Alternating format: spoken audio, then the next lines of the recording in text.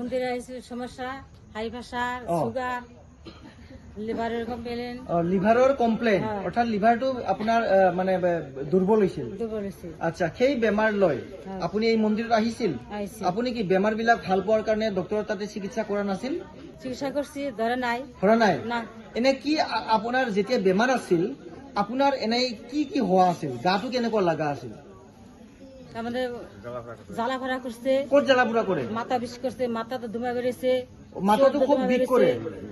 আৰু জ্বালা পোৰাটো ক'ত কৰে জ্বালা ফৰা